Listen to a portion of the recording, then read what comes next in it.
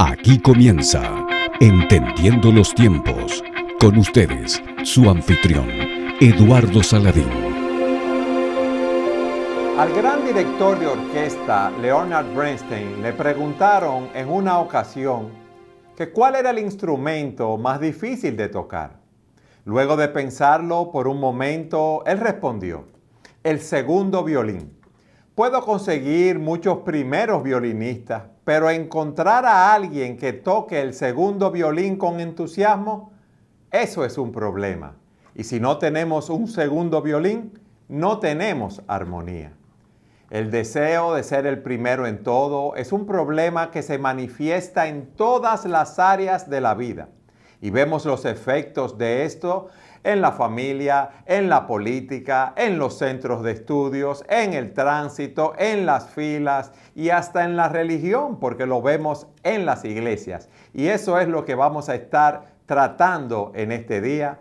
Y estad siempre preparados para presentar defensa con mansedumbre y ser así entendidos de los tiempos. Y tenemos con nosotros a Salvador Gómez. Salvador, ¿cómo te encuentras? Me encuentro bien por la gracia y bondad de Dios. Y una vez más en el programa con el deseo de poder compartir de la palabra, compartir de los puntos de vista bíblicos para ver nuestra actualidad. Salvador, esa búsqueda de grandeza es un gran problema, ¿eh? Bueno, siempre ha sido, después de la caída del hombre en el pecado, un motor que mueve e impulsa a las personas a hacer las cosas que hace en el día a día. Tristemente, se nos dificulta considerarnos a nosotros mismos por lo que somos, y se nos dificulta aún más considerar a los demás como personas que merecen nuestro servicio, nuestra atención, nuestro cuidado. Antes bien, lo que queremos es llamar la atención a nosotros, recibir los beneficios nosotros. Y bueno, eso tiene al mundo de boca arriba, como nosotros decimos en el día de hoy. A mí me gustaría que en este día viéramos esta problemática, si podemos decirlo así, y cómo podemos enfrentarla, porque aún los discípulos del Señor estaban buscando grandeza en el caso de Juan y Jacobo. ¿Tú no puedes explicar esa situación que se presentó allí? Muy interesante lo que mencionas. ¿Quién es Jesús? Jesús ha sido el hombre, porque el Dios se hizo hombre, el hombre más humilde que ha pisado sobre la tierra.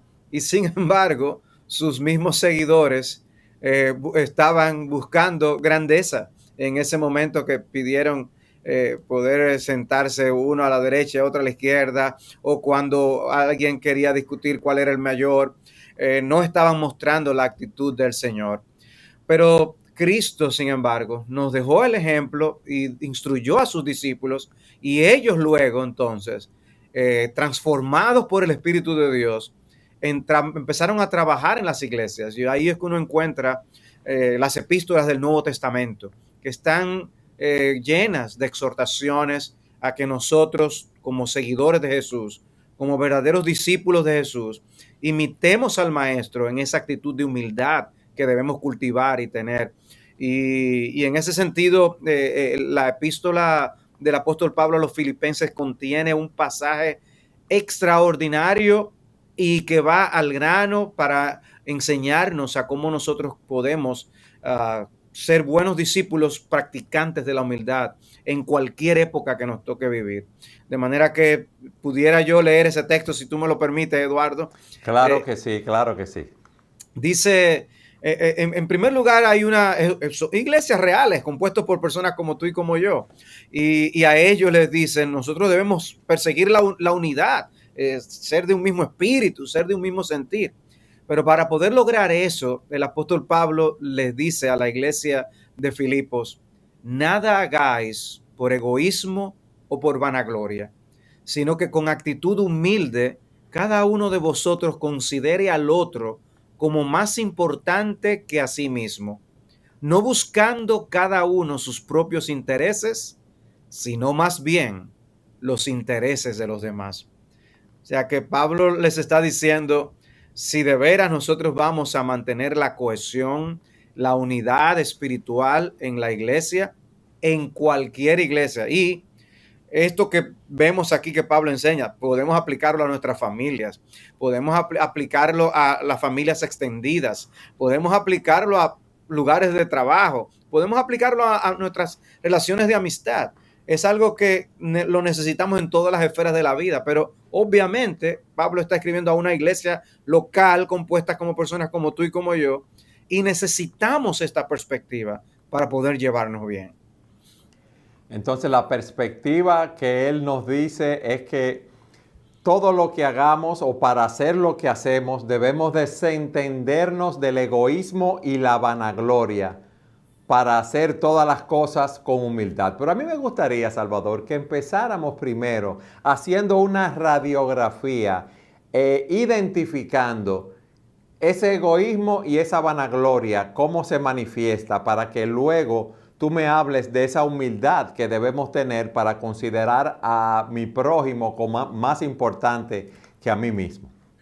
Como yo decía, luego de la caída en el pecado, no estamos marcados por humildad, sino orgullo. Y el orgullo se manifiesta de diversas maneras.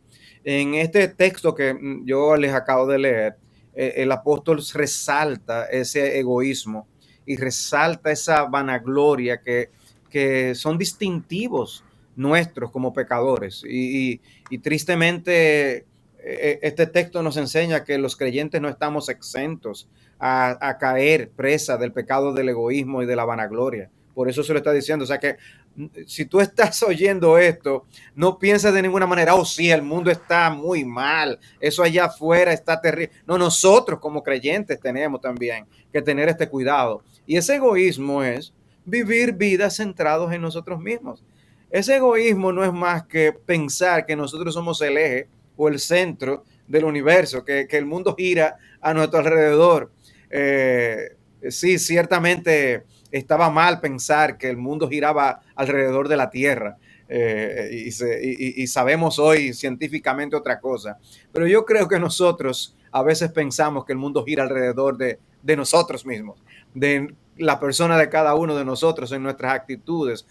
No hay esa modestia en cómo pensamos y hablamos de nosotros mismos y cómo queremos que los demás piensen de nosotros mismos. Y eso nos lleva a ver al otro como pequeño, nos lleva a ver al otro como menos importante. Y por eso también el texto habla de las controversias que provocan el yo tener ese egoísmo y esa vanagloria. Yo me exalto por encima de lo que yo debo, de lo que yo realmente soy. Tengo un más alto concepto de mí mismo que lo que yo debo tener. Entonces, en ese sentido, ni nos conocemos a nosotros mismos, ni realmente conocemos bien a los demás. Entonces vamos a suponer, Salvador, una persona que tiene una gran fortaleza física o mucha habilidad musical o elocuencia. Todo lo que tiene debe utilizarlo para servir a los otros, no para impresionarlos y para llamar la atención sobre sí. Esa es la idea que tú nos das del texto. Bueno, en parte sí, pues es el hecho de reconocer que Dios nos hizo a cada uno de nosotros como somos. Y cualquier habilidad que tengamos nos la dio Dios. O si hemos logrado cosas en la vida, esos logros nos los ha dado Dios también. No es que ahora digamos, no, yo no tengo 6 pies 5 pulgadas, yo no soy alto, ni tengo habilidades para jugar balón. No, no es eso. O sea, los grandes baloncetistas deben reconocer que tienen esas habilidades, pero dadas por Dios. O sea, los que ganaron medallas en las Olimpiadas ahora no deben decir, no, eso yo no he logrado nada. No, tú has hecho un gran logro, te disciplinaste, pudiste preparar tu cuerpo para lograr lo que hiciste. No es negar esas realidades, es no considerar que esas cosas me hacen superior a los demás. Porque si ha habido alguien grande, es Jesús, y sin embargo él no vino para ser servido, sino para servir. Por lo tanto, nosotros tenemos que hacer lo mismo. ¿Cómo se manifiesta eso en la iglesia? Por ejemplo, un predicador puede predicar para la gloria de Dios, para que las almas sean salvas, o lo puede hacer para exhibir sus talentos, su elocuencia, lo mucho que sabe? Si nosotros tenemos que exhibir lo que somos, ya inmediatamente deja de ser humildad. Nosotros debemos usar lo que somos y tenemos para la gloria de Dios. Hay un asunto de motivación ahí, y por qué hacemos lo que hacemos. No es que un predicador diga, no, yo no sirvo para nada, yo ni voy a hablar, yo ni voy a predicar. No, Cristo nos llama a predicar. Cristo nos llama a usar nuestros dones y talentos, pero debemos usarlos, como tú dices, para el servicio de los demás. El ejemplo que usaste de introducción es perfecto allí. El hecho de cómo lo difícil que es encontrar un segundo violín, pero son necesarios los segundos violines. Así es. Pero el brillo del primer violín es la persona que saluda al director, es la persona que toca muchísimo más y se resalta lo que toca. Pero ¿quién ha dicho que el segundo violín no es importante? Ahora, ser segundo violín manifiesta, un buen segundo violín necesita de esa actitud, de permitir que se destaque el primero. Y es ahí donde nosotros, todo lo que hagamos es ¿para qué? Para que se destaque ¿quién? Jesucristo. Nuestro Dios, que la gloria sea del Señor y de su Hijo Jesucristo. Entonces, no es negar lo que somos, ni lo que Dios nos ha dado. Es usar todo lo que somos para la alabanza de la gloria de su gracia y el bien de los demás. Y debemos entender que cuando somos egoístas y buscamos nuestro propio bien, lo que vamos a tener es división, contención, problemas con los demás. Pero ahí se habla también no solo del egoísmo, sino de la vanagloria. ¿Qué es esa vanagloria, Salvador? Bueno, Eduardo, la verdad es que nosotros, vamos a decir, vemos grandeza donde no la hay. Y a veces nosotros nos creemos lo que realmente no somos. La gloria solamente le pertenece al Señor. Nosotros, ¿qué somos? Dios habla en muchas ocasiones en su palabra de que nosotros somos polvo. Eh, la Biblia es interesante porque la Biblia dice, nosotros somos más que animales. Pero en muchas ocasiones en la Biblia dice, nosotros somos como los animales, que nacemos, crecemos, nos reproducimos y morimos.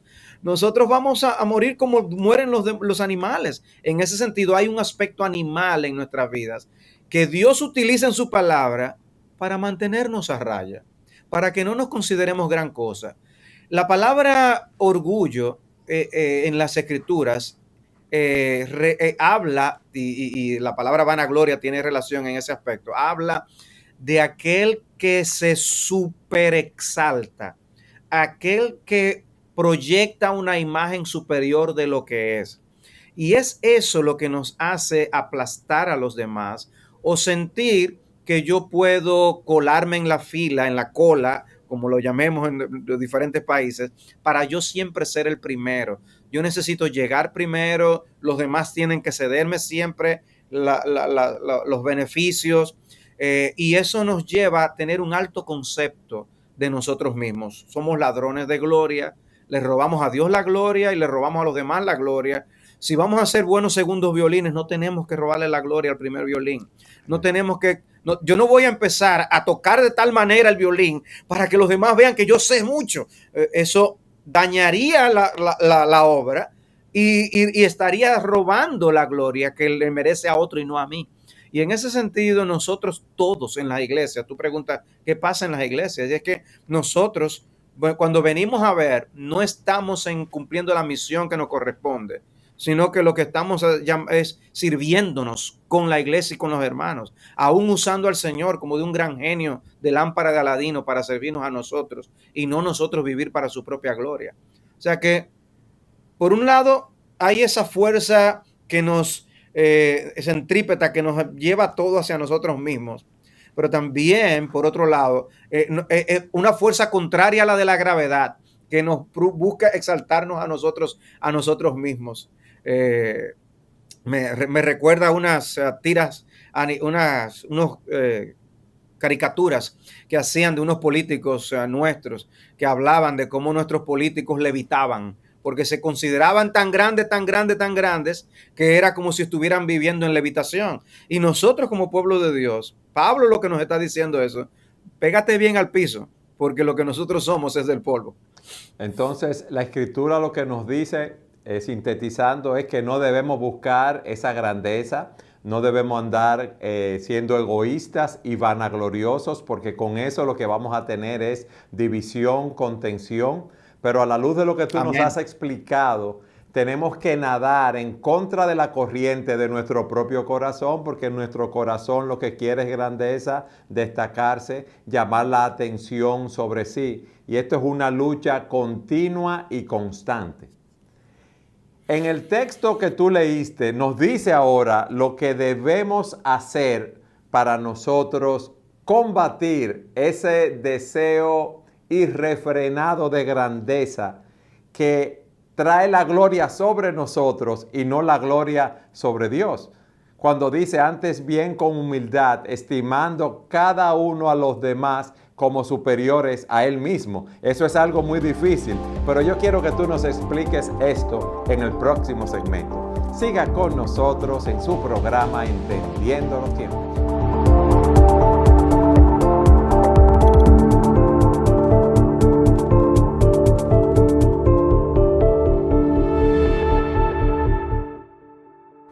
Nada hagáis por contienda o vanagloria, antes bien con humildad, estimando cada uno a los demás como superiores a él mismo. Eso es lo que estamos viendo en el programa en el día de hoy. ¿Cómo podemos combatir ese deseo de grandeza que todos tenemos? Ese deseo que nos lleva a tener contención, pleitos, problemas, divisiones con las demás personas en las diferentes áreas de nuestras vidas, en la familia, en lo social, en el trabajo, aún en la iglesia. Salvador, tú nos explicaste muy bien lo que es ese egoísmo, lo que es esa vanagloria. Ahora queremos que tú nos des la medicina para la enfermedad. Bien, debemos ser doctores del alma, debemos aprender a identificar los síntomas y también poder encontrar la medicina escritural. Y este pasaje nos brinda el remedio para esa lucha tan difícil que tú mismo describiste. Dice el texto de una manera muy clara, no mirando, estimando a los demás, cada uno a los demás como superiores a él mismo. Hay algo que nosotros tenemos que aprender a ver en los demás. Hay algo que nosotros tenemos que hacer con respecto a los demás. Nuestra tendencia normalmente es a empequeñecer a los demás y a engrandecernos a nosotros mismos. A eso nos lleva ese egoísmo del cual nosotros estábamos hablando. El remedio que Pablo nos menciona aquí es: debemos empezar a ver con otros ojos a los demás. Tendemos a ver lo malo de los demás y ver lo bueno en nosotros. Es más, engrandecemos lo bueno en nosotros. Queremos ponerlo más grande de la cuenta. Y esa tendencia nos lleva a empequeñecer cualquier cosa buena que haya en los demás, pero a resaltar también las cosas malas que hay en los demás, porque eso mezquinamente nos hace sentir grandes. El rebajar a los demás aparentemente es algo que nos lleva a pensar que Dios nos va a tener en alta estima, y es todo lo contrario. Dios aborrece al soberbio y él mora, dice él habita con el humilde de corazón. Y en ese sentido, ¿qué debemos hacer? ¿Qué ejercicio tenemos que hacer? No una vez a la semana, no cuando yo me sienta muy espiritual. ¿Qué ejercicio tenemos que hacer continuamente? Estimar a los demás como superiores a nosotros mismos. Ahí hay un término aún contable. Tú que conoces tanto de finanzas, hay un término de nosotros valorizar a las demás personas. De manera que cuando yo vea el balance, yo lo que tenga allí muestre, esa persona vale más que yo. Esa persona vale más que yo. Eso es lo que Cristo está diciendo, lo que Pablo está diciendo, perdón.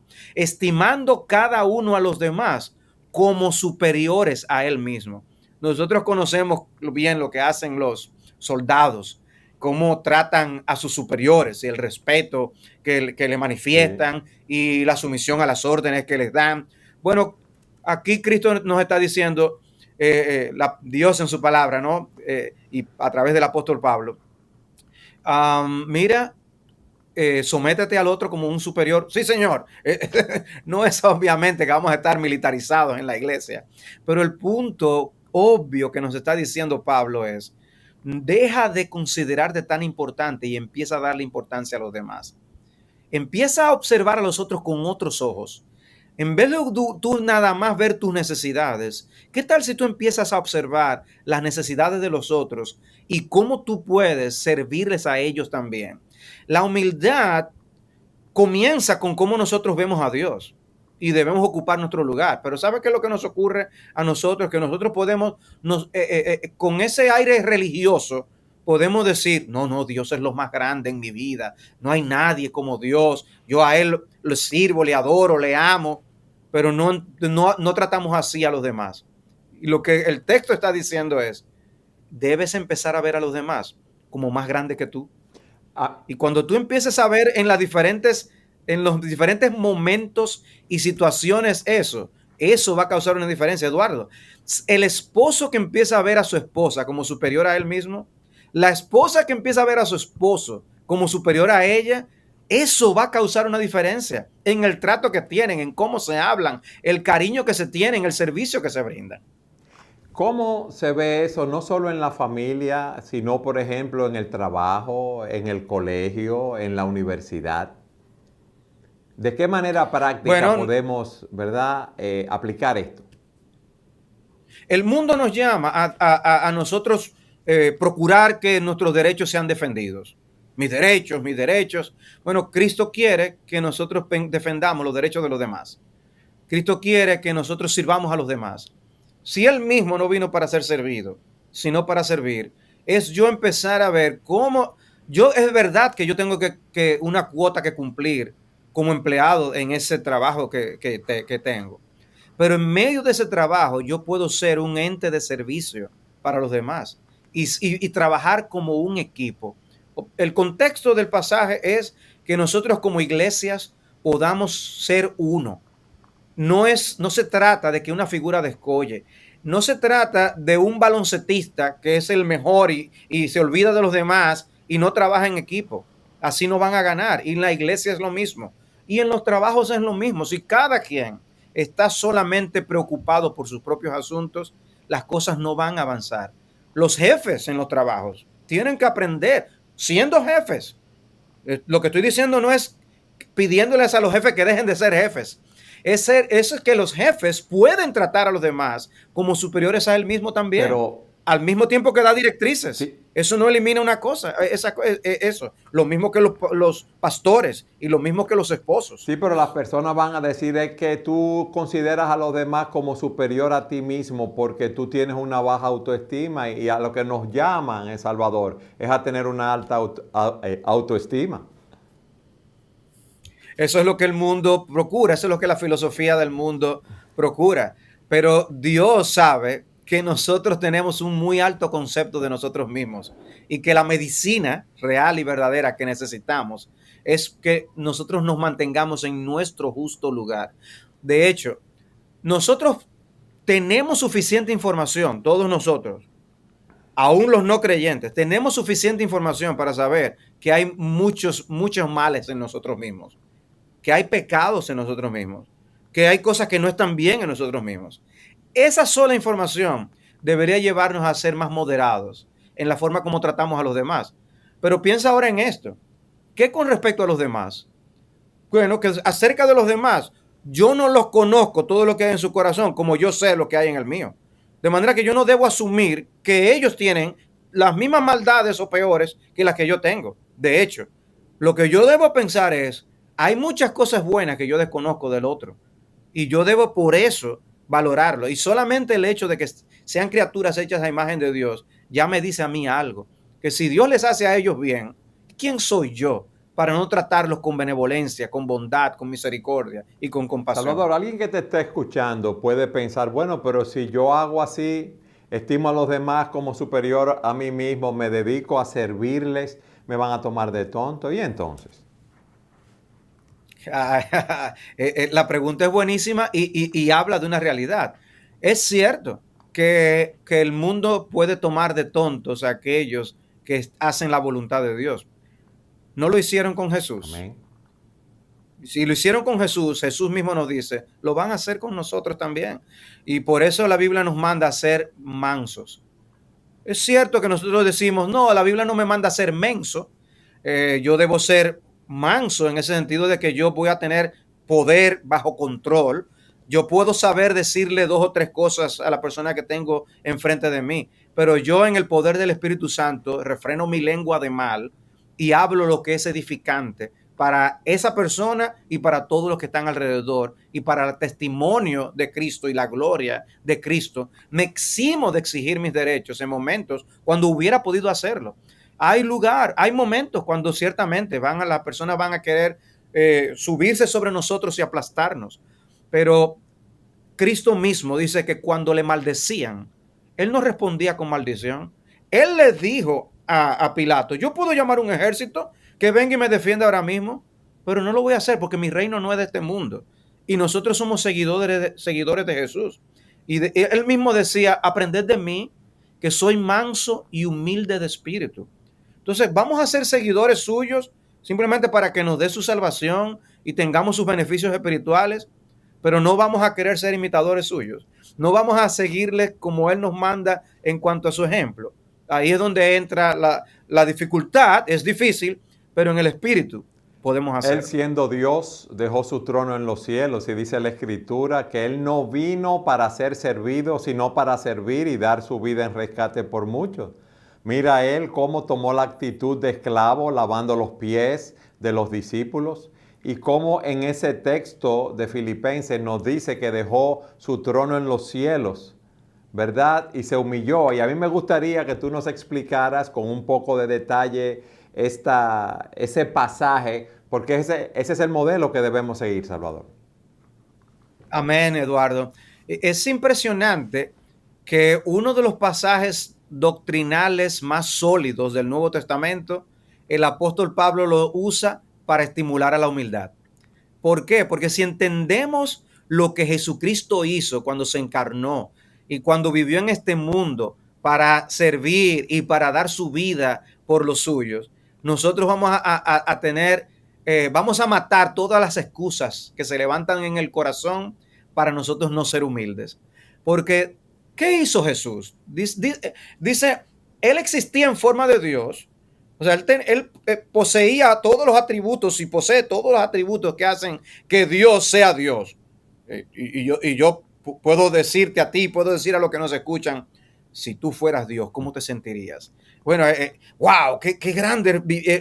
Creo que nos sentiríamos llenos de grandeza. Bueno, Jesús, siendo Dios, dice que él no consideró el ser igual a Dios como algo que aferrarse, sino que se despojó a sí mismo y tomó forma de siervo. En otras palabras, él estuvo dispuesto a venir a ser como uno de nosotros, siendo el Dios de toda la gloria.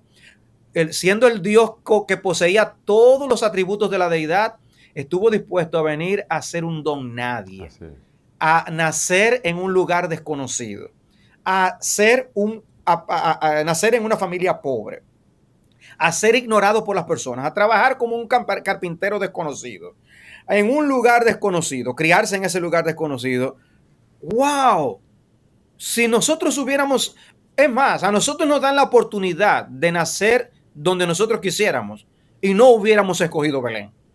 A nosotros nos dan la oportunidad de rodearnos de hombres que podamos seleccionar y no hubiéramos escogido los 12 apóstoles. Realmente nosotros hubiéramos tomado decisiones completamente distintas. Pero Cristo, el Dios de toda gloria, se hizo como uno de nosotros. Pero no solamente se hizo como uno de nosotros, porque él hubiera podido hacerse como el rey más poderoso de la tierra. Pero es que ni siquiera vino como el rey más poderoso de la tierra. Vino como un pobre, vino como un siervo y ayudó, sirvió, ministró. Y entonces tú mismo usaste el ejemplo de cómo él limpió los pies de los apóstoles. O sea, que él, siendo el glorioso Dios, no vino como el hombre más poderoso para tomar las mejores vacaciones que se puede pasar en la tierra. No. Él ni siquiera salió de su entorno. Solamente lo más lejos que llegó fue a Egipto y era cuando era un niño para poder cuidarlo porque lo querían matar. Así es. Él no vino a esta vida simplemente para darse una buena vida. Y dice que se hizo hombre humillándose hasta la muerte y muerte de cruz. O sea que de lo más alto que se puede estar, Él descendió a lo más bajo que se puede llegar.